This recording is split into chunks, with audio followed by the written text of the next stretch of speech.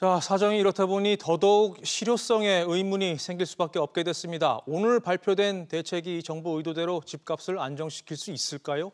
정책 추진력과 효과 좀 더 짚어보겠습니다. 윤지혜 기자 나와 있습니다. 윤 기자, 오늘 정책에 대한 반응이 먼저 좀 궁금하군요.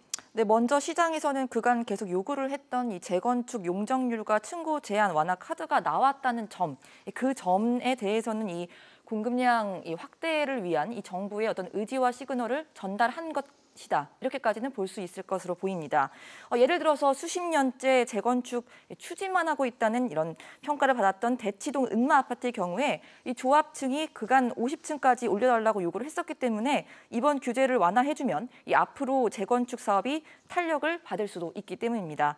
다만 민간과 일반 재건축 규제 완화가 아예 빠졌다는 점에서는 이번 대책이 파격적이다 이렇게 평가하기는 다소 어려울 것으로 보입니다. 네, 오늘 나온 대책들을 종합해 봤을 때 이제 정부가 쓸 수 있는 카드는 뭐 다 썼다라는 분석도 지금 나오고 있는 것 같은데 네. 앞으로 집값 어떻게 움직일까요? 네, 일단 공급량이 풍부하다는 생각이 들어야 집값이 좀 안정될 그렇죠. 수가 있습니다.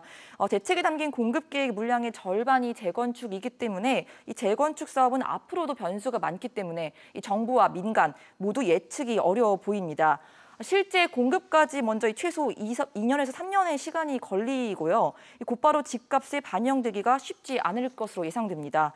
또 공급 계획에 대한 이 수요자들의 체감도가 얼마만큼 높아지느냐가 관건이기 때문에 이걸 하루빨리 높이는 신속한 계획이나 세부적인 계획이 나와야만 반영이 될 것이라는 게 전문가들의 의견입니다. 네, 그런데 뭐 앞서 손석구 기자 리포트에서도 봤지만 어찌 보면 지금 외부에서 논란이 생기기 전에 벌써 내부에서 변수가 생긴 거라고 봐야 되겠죠? 네, 그렇습니다. 말씀하신 것처럼 이 서울시가 이 강남 지역의 공급 자체에 대한 사실상 반대 입장을 내놨고 또 과천시와 노원구, 마포구 등은 이 지자체장과 해당 지역 정치인들도 반기를 들고 있는 상황이거든요. 네. 그간 이 정부 대책이 나올 때마다 문제점으로 지적됐던 게 이 어떤 졸속 또 성급함 등의 이 지적이 계속됐었는데 이번에도 피하기가 어려울 것 같습니다.